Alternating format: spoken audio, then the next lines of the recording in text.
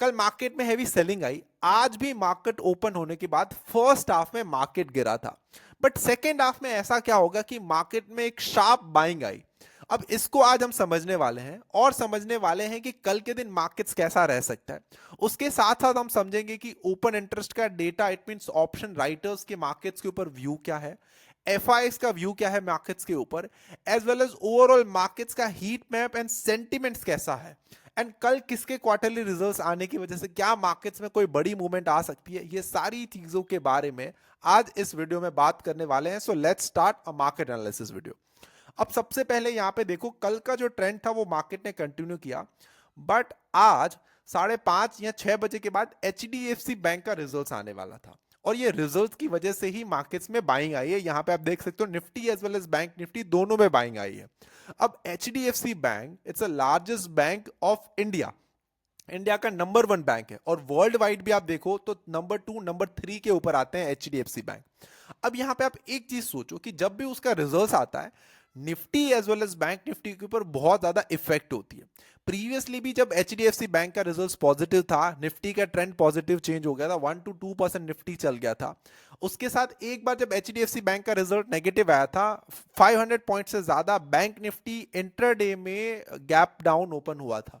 तो HDFC bank इतना ज्यादा वेटेज रखता है ये दोनों इंडेक्स में। अब यहां पे आप देखो एचडीएफसी बैंक के Q3 के अर्निंग कैसे आए। Q3 के अर्निंग जो है 16,000 करोड़ की प्रॉफिट हुई है, 2% प्रॉफिट जो है वो इंक्रीज हुआ है प्रीवियस ईयर से। तो result is kind of positive. अब यहां पे क्या ऐसा हो सकता है कि कल मार्केट्स में बहुत बड़ा गैप अप हो सकता है, क्या मार्केट्स में बहुत बड़ा गैप डाउन हो सकता है? एक्सपेक्टेशन क्या थी?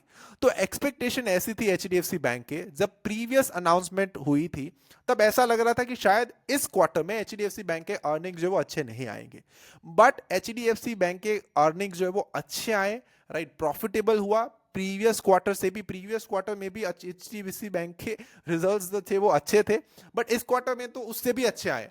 तो मे बी कल बहुत बड़ा गैप अप भी हो सकता है, कल मार्केट्स पॉजिटिव भी टर्न हो सकते हैं, बट उससे ये पता नहीं लगा सकते कि मार्केट का जो ओवरऑल ट्रेंड है वो चेंज हो गया या बायसनेस आ गई कि नहीं आई। अब यहां पे आप एक चीज देखो, अब मार्केट किस तरीके से चलता है आप एक बार आवरली टाइम फ्रेम में देखो, उसके बाद आपको पता चलेगा। अब देखो as per the price action markets का बिहेवियर कैसा है इसको आप जरा समझो। मार्केट सबसे पहले क्या करेगा, अगर डाउन ट्रेंड में भी है तो नीचे आएगा, उसके बाद अपने मीन के पास आने की ट्राई करेगा, मतलब जो मीन पॉइंट होता है मार्केट्स का। अब मीन पॉइंट एज अ आप अगर मूविंग एवरेज ले लो तो it is a behaviour of markets कि मार्केट नीचे जाएगा वापस ऊपर जाएगा, मार्केट नीचे जाएगा वापस ऊपर आएगा, तो अपने मीन पॉइंट के पास हर बार टच करने के लिए आएगा। तो जब भी मार्केट जो है वो अपने मीन पॉइंट से दूर चला जाता है, वापस मीन पॉइंट को टच करने के लिए आता है। It either forms of anything, news हो सकता है, कोई रिजल्ट्स हो सकता है, बिकॉज यहां पे अगर सभी लोग मार्केट एक ही साथ अगर नीचे नीचे नीचे चले जाए तो एवरीवन टर्न्स बेरिश, और अगर मार्केट्स एक ही साथ ऊपर ऊपर ऊपर जाने लगे तो एवरीवन टर्न्स बुलिश।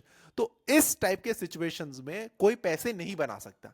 मार्केट जब ऊपर नीचे जिगजैग फॉर्म करेगा तभी कोई बायर्स होगा, कोई सेलर्स होगा, एंड इसी वजह से किसी का प्रॉफिट होगा, किसी का लॉस होगा, as per the market behaviour कि उसके बाद मार्केट क्या करेगा।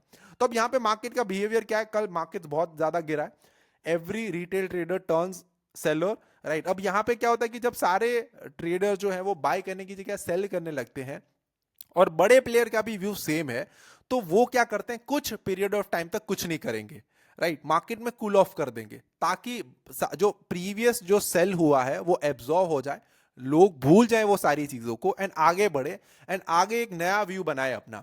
तो अब यहां पे भी ये सेम चीज हुआ है, मार्केट गिरा, उसके बाद कंसोलिडेट करने लगा, एंड उसके बाद अब जो है वो मार्केट थोड़ा बहुत ऊपर जा सकता है, एंड उसके बाद वापस जो है हमें एक सेलिंग देखने मिलेगी। यहां पे भी सेम ही चीज हुई थी कि यहां पे मार्केट्स गिरा इस दिन, नेक्स्ट दिन कंसोलिडेशन, उसके बाद गैप अप, उसके बाद कंसोलिडेशन, वापस गैप अप, और इस पॉइंट ऑफ टाइम पे एक ही दिन में वापस मार्केट्स ने 3-4 दिन का जो पूरा प्राइस थी वो एब्जॉर्व कर दी और वापस नीचे जो वो क्लोज हो गया। अब ये हर बार की सिचुएशन सेम ही है, गिरेगा मार्केट्स, वापस बढ़ेगा, सारे लोगों को ट्रैप करेगा, नीचे आ जाएगा। तो बड़े टाइम फ्रेम का अगर मीन पॉइंट आप समझो तो दैट इज 200 ईएमए, एंड छोटे टाइम फ्रेम पे अगर आप देखो तो that is 20 EMA. Most of the time आपको यहीं से ही मार्केट्स में रिवर्सल देखने मिलेंगे। राइट तो ये आपको एज अ प्राइस एक्शन देखना है। अब आप बैंक निफ्टी की भी बात करो तो कल एचडीएफसी बैंक के अच्छे रिजल्ट्स होने की वजह से बैंक निफ्टी में हमें अच्छी खासी गैप अपनेस या पॉजिटिवनेस देखने मिल सकती है। बट यहाँ पे अगर आप ऑप्शन राइटर्स का व्यू देखो ना तो देखो मैं क्यों गैप अप बोल रहा हूं, बिकॉज पुट चेंज इन वाई पुट में ज्यादा है। इट मींस लास्ट में, राइट, ऑप्शन राइटर्स में पुट में अपनी अच्छी खासी पोजीशन बनाई। देखो पुट शॉर्ट करते हैं, जब मैं राइटर्स की बात कर रहा हूं ना इट मींस कि वो पुट ऑप्शंस को शॉर्ट करते हैं, इट मींस उसके जो व्यूज हैं वो पॉजिटिव साइड के हो गए। ओवरऑल अगर आप टोटल ओआई देखो तो वो कॉल एंड पुट साइड का है। अब यहां पे ये क्या बता रहा है कि जो आउट ऑफ द मनी के ऑप्शंस है उस पे कॉल राइटर्स ने कॉल भी बेचे हैं, पुट राइटर्स ने पुट भी बेचे हैं, ज्यादातर जो है वो कॉल्स शोल्ड हुए। बट जो स्टार्टिंग की प्राइसेस है और जो जहां पे सबसे ज्यादा चेंज हुआ है that is on the put side. अब इसी के साथ अगर आप पुट कॉल रेशियो भी यहां पे देखो तो पुट कॉल रेशियो भी कल के दिन कल 0.6 के ऊपर था, वहां से आज 0.8 आ गया, तो पुट कॉल रेशियो भी बढ़ा है। इट मींस पुट में ज्यादातर राइटिंग हुई है, राइट। इसी वजह से पुट कॉल रेशियो जो है वो कॉल से पुट साइड की तरफ आया हुआ है, 0.6 से 0.8 की तरफ आया हुआ है, राइट। बट ऐसी सिचुएशन में भी एफ जो है वो हैवीली शॉर्ट कर रहे हैं। आज के दिन भी एफ ने 4,000 करोड़ की सेलिंग करी है। ट्रस्ट मी गाइस, ये 4,000 करोड़ कोई छोटा नंबर नहीं है, ये बहुत बड़ा नंबर है। अब आप देखो पिछले कंटिन्यूस 10 दिन से अगर आप एफ का डेटा देखो, 10 दिन में एफ ने 40,000 करोड़ से ज्यादा की शॉर्ट सेलिंग कर दी है इक्विटी मार्केट्स में। अब इतना म्यूचुअल फंड्स बाय कर रहे हैं कंटिन्यूस बेसिस के ऊपर, जिस दिन म्यूचुअल फंड्स का जो इनफ्लो है वो कम हो गया, अब लिख के ले लो मुझसे, इतने म्यूचुअल फंड्स डाउन हो जाएंगे, इतने स्टॉक्स डाउन होंगे कि आप इसकी बात मत पूछो। म्यूचुअल फंड्स डिपेंड है रिटेल ट्रेडर्स के ऊपर। अब इसी के साथ अगर मेरा प्रॉफिट एंड लॉस भी देखो तो आज के दिन देखो ये तो ओपन पोजीशन है तो इसका प्रॉफिट एंड लॉस देख के कोई फायदा नहीं है। टोटल मेरा 3 लाख रुपीस का लॉस हुआ है, राइट। अब इस पे क्या हुआ, ये तो सारी ऑप्शंस की पोजीशन थी, बट मैं आपको ओपन पोजीशन अगर दिखाता हूं तो वहां से आपको ज्यादा पता चलेगा। देखो ये मंथ मेरा इतना अच्छा नहीं जा रहा है, इस मंथ में कंटिन्यूस मेरे बैक टू बैक लॉसेस हो रहे हैं। बट यहां पे आप एक चीज देखो, it is a 5 crore rupees account and 5 crore rupees के अकाउंट पे मुझे अगर 3 लाख 2 लाख 4 लाख का भी लॉसेस हो रहा है तो इट मींस मेरे बहुत कम लॉसेस है, मेरा 0.3% का लॉस है, मतलब नॉट इवन अ 1% का लॉस। तो मेरा 1% का लॉस इट मींस 5 लाख का जब लॉस होगा दैट इज माई 1% लॉस।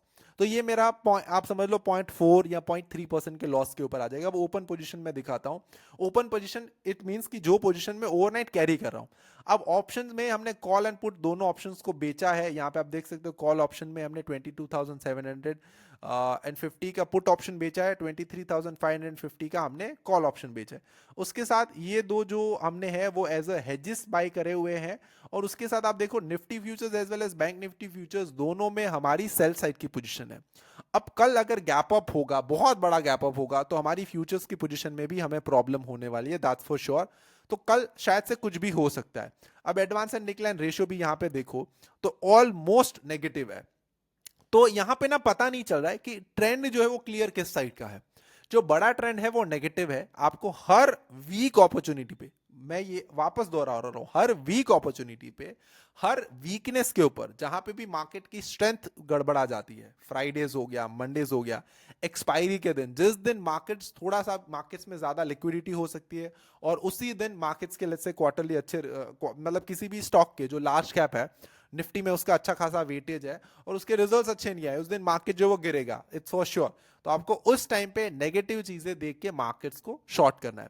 और अगर अब मैं आपको कल की बात बताऊं कि कल मार्केट्स में क्या हो सकता है, तो अगर बहुत बड़ा गैप अप हो जाता है तो उस सिचुएशन में आपको ट्रेड जो है वो नहीं करना है, बिकॉज गैप अप होने के बाद जनरली क्या होता है, प्रॉफिट बुकिंग होती है, राइट। जितने भी लोगों ने कल बाय करा था वो मोस्टली ऊपर प्रॉफिट बुक करते हैं।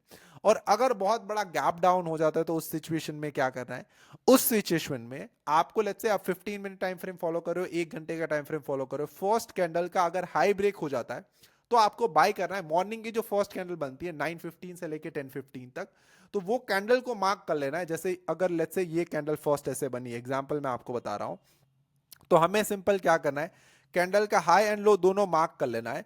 अगर लेट्स से हाई ब्रेक होता है फर्स्ट मिनट का, तो यहां से हम एक बाई साइड का व्यू बना सकते हो, और 1 आवर कैंडल का जो लो है वो हम as a stop loss use कर सकते हैं।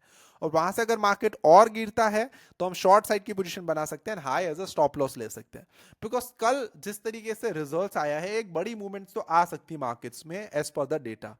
अब क्योंकि कल प्राइस एक्शन वर्क नहीं करेगा, कल जो आज की न्यूज है वो वर्क करेगी एचडीएफसी बैंक की, तो उसकी बहुत ज्यादा इफेक्ट हो सकती है हमारे मार्केट्स में। आई होप मेरे जो ये वीडियोस हैं आपको पसंद आ रहे होंगे। एंड सैटरडे संडे में मैं एक ऑप्शन चेन के ऊपर डिटेल वीडियो बनाऊंगा कि एज अ ट्रेडर या एज अ ऑप्शन राइटर या एज अ फ्यूचर ट्रेडर या एज अ डायरेक्शनल ट्रेडर आपको ऑप्शन चेन को किस तरीके से देखना है, सिंप्लीफाई वे में बनाने की ट्राई करूंगा। आई होप वीडियोस पसंद आ रहे होंगे, कुछ ना कुछ चीजें सीख रहे हैं, समझ रहे होंगे। मैं आप सभी लोगों के कमेंट्स पढ़ता हूं, मुझे बहुत अच्छे कमेंट्स लगते हैं, और इसी तरीके से कमेंट्स करते रहना। मैं सारे आप लोगों को जानता हूं, आप ही मेरे इनिशियल व्यूअर्स हो और मेरे इनिशियल सपोर्टर्स हो, और आप सभी लोगों को मैं कभी नहीं भूलूंगा। मैं अपने इनिशियल व्यूअर्स के लिए थोड़े टाइम के बाद एक पर्सनल मेंटरशिप करूंगा, बिल्कुल फ्री ऑफ कॉस्ट, कुछ भी आपसे नहीं चाहिए। It's 100% free of cost for my personal, जो भी मेरे इनिशियल सपोर्टर्स हैं उसी के लिए। अब आप ये मत बोलना जब मेरे 100 के 500 के सब्सक्राइबर्स हो जाए उसके बाद, right. So thank you so much for watching, thank you so much for learning. और किसी भी टॉपिक के ऊपर वीडियो चाहिए तो कमेंट सेक्शन में कमेंट्स करके जरूर बताना।